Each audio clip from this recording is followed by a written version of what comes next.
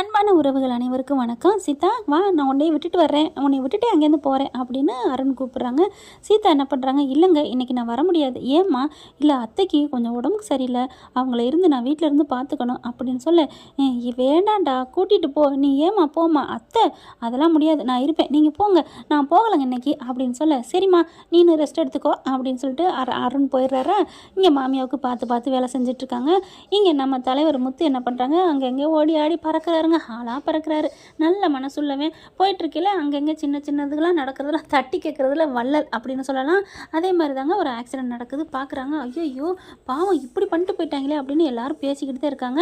ஆனால் பார்த்தா இவர் மட்டும் என்ன பண்ணுறாரு, ஐயோ பச்சை குழந்தை பாவம், இந்த பிள்ளை என்ன பண்ணுது, இது ஏங்க ஸ்கூலை விட்டுட்டு உடனே இப்படி வெளியில் வருதுங்க அப்படின்னு சொல்லிட்டு டக்குன்னு என்ன பண்ணுறாங்க, அந்த பிள்ளையை தூக்கி தோளில் போட்டு வண்டிகளை ஏற்றிக்கிறாருங்க. வேகமாக கார் எடுத்துகிட்டு நம்ம சீதா இருக்குல்ல அந்த ஆஸ்பத்திரிக்கே வந்துடுறாரு. வந்த கையோட பார்த்தா ஆஸ்பத்திரிக்கு உள்ளார கொண்டு போகிறாங்க. சீக்கிரம் பாருங்க அப்படின்ட்டு இவங்க கூட்டிகிட்டு போகவும் போலீஸ்காரங்களாம் என்னாச்சுன்னு சொல்லிட்டு பின்னாடியே போயிடுறாங்களா. பார்த்தா நம்ம தலைவரும் போகிறாரு. அருண் பார்த்தா யாருக்கு தூக்கிட்டு வந்தது, யாரோ ஒரு நல்ல புண்ணியமாக இந்த புள்ள இந்த மாதிரி ஆயிடுச்சுன்னு சொல்லிட்டு மற்றவங்க எல்லாரும் போயிட்டாங்க, அவன் மட்டும்தான் இந்த மாதிரி தூக்கிட்டு வந்தான்னு எல்லாரும் பெருமையாக பேச, பரவாயில்லையே யார் அப்பல இந்த காலத்தில் அப்படின்னு சொல்லிட்டு இவங்க அருணும் இன்னும் கூட ஒரு கான்ஸ்டபிளும் போகிறாங்க. சார் நீங்கள் அப்படிங்கிற, யார் இவன் நம்ம சகல மாதிரியே தர்றானே அப்படிங்கிற மாதிரி பார்த்துட்டே போக, சார் சூப்பர் சார், நீங்கள் இந்த மாதிரி நல்ல மனசோட அப்படிங்கிற முத்து திரும்பிடுறாரு. முத்துவை பார்த்தானே தூக்கி வாரி போடுது அருணுக்கு.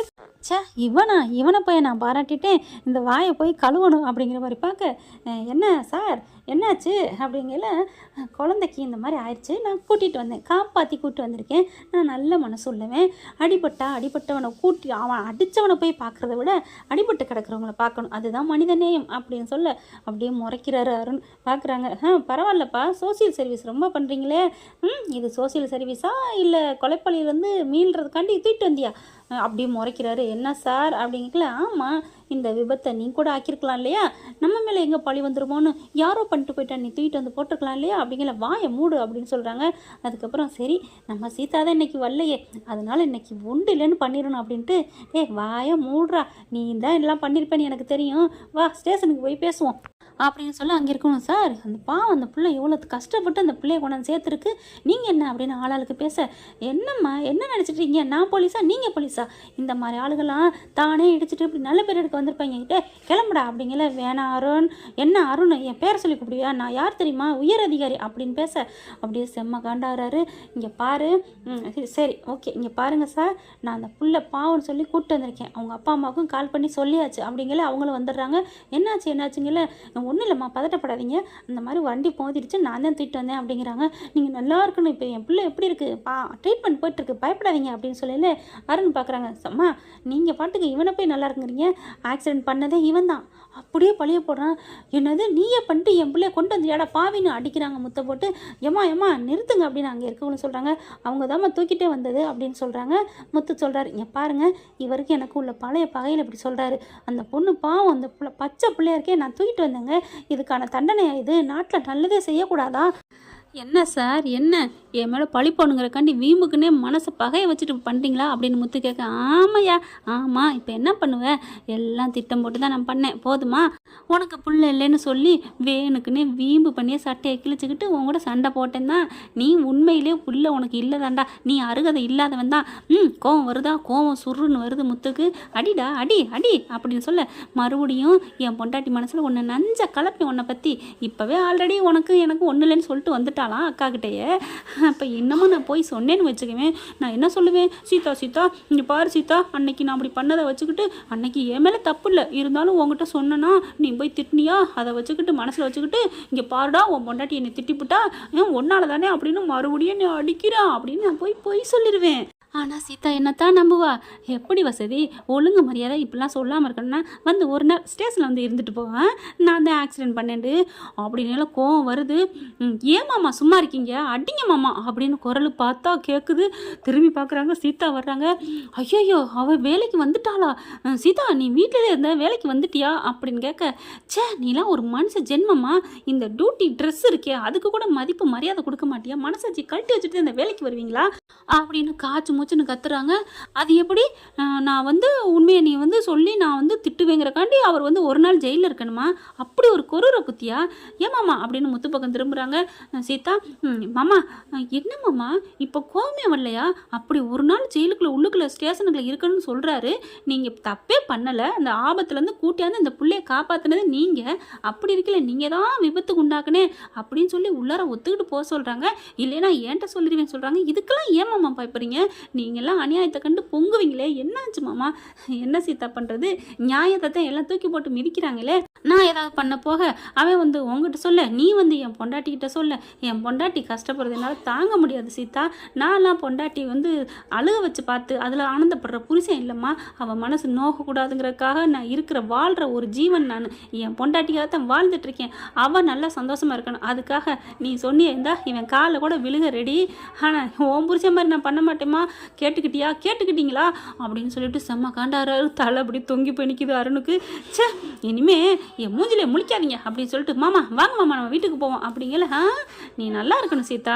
உன் மேலே மாப்பிள்ளை உசுராக இருக்கார். அது வரைக்கும் சந்தோஷம். நீங்கள் 2 பேரும் ஒத்துமையாக இருங்க அப்படின்னு சொல்லிட்டு அவங்க அப்பா அம்மா பார்க்குறாங்க. உங்கள் குழந்தைய நீங்கள் பத்திரமா பார்த்துக்கோங்க.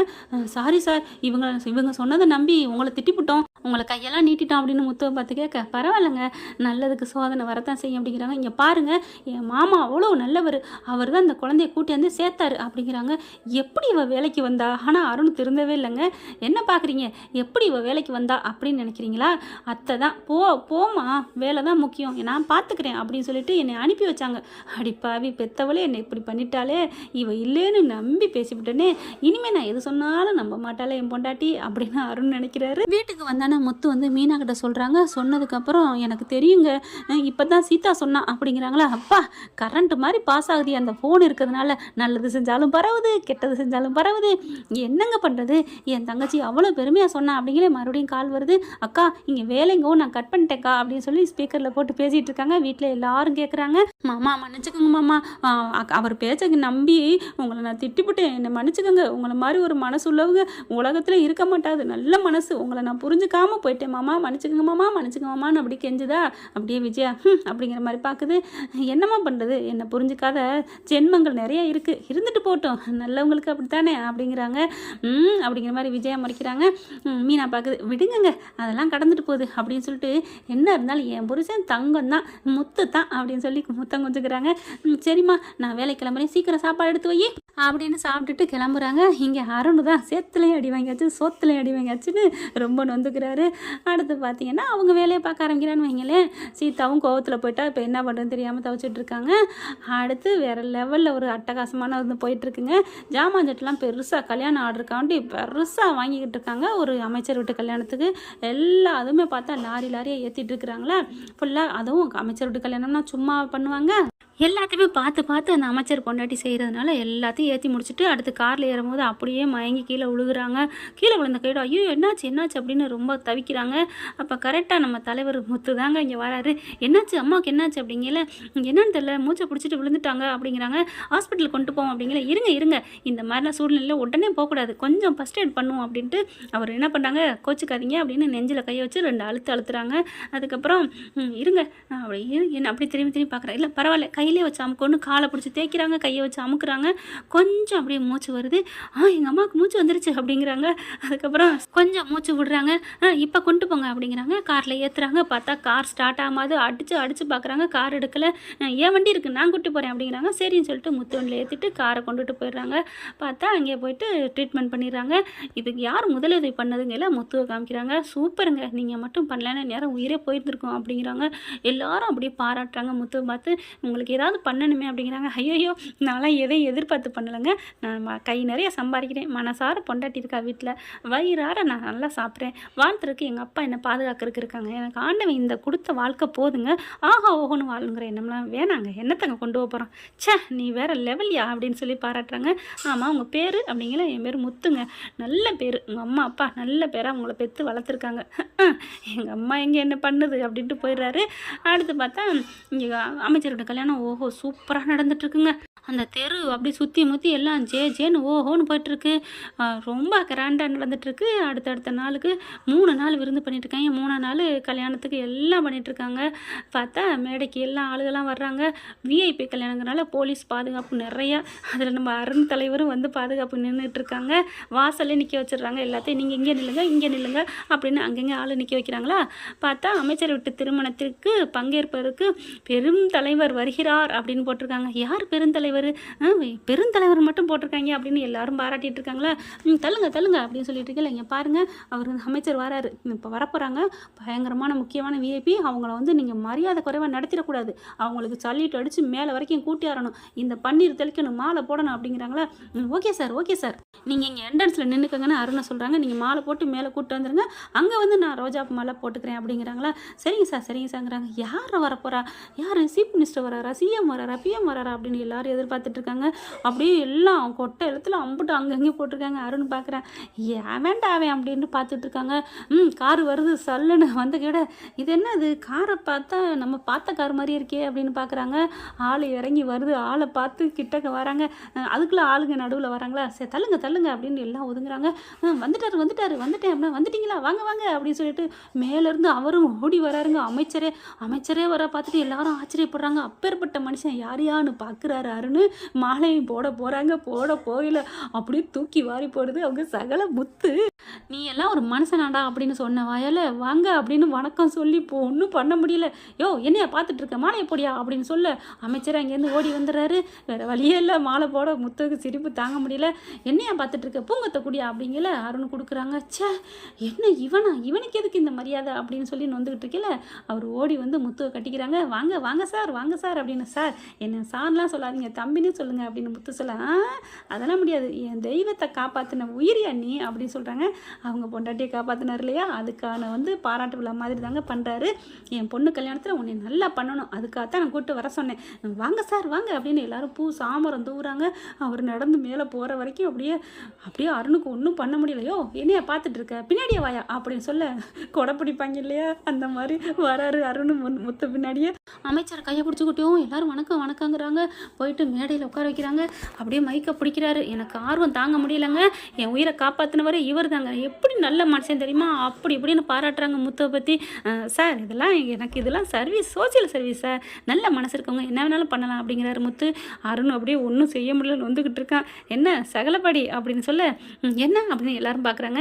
என் சகலை தாங்க அவர் அப்படிங்கிற. அப்படியா, வாங்க வாங்க சார் அப்படின்னு சொல்லி கூப்பிட்றாங்க. அருணை கூப்பிட்டு வச்சு மேலே படியே நிற்க வச்சு, உங்களுக்கும் வாழ்த்து சொல்லணும், 2 பேரும் ஒரு குடும்பத்தில் இருக்கீங்க அப்படின்னு சொல்லிட்டு, ரொம்ப தேங்க்ஸ் உங்கள் சகலைங்கிறீங்க அப்படின்னு சொல்லிட்டு அருணையும் சேர்த்து பாராட்டுறாங்களா.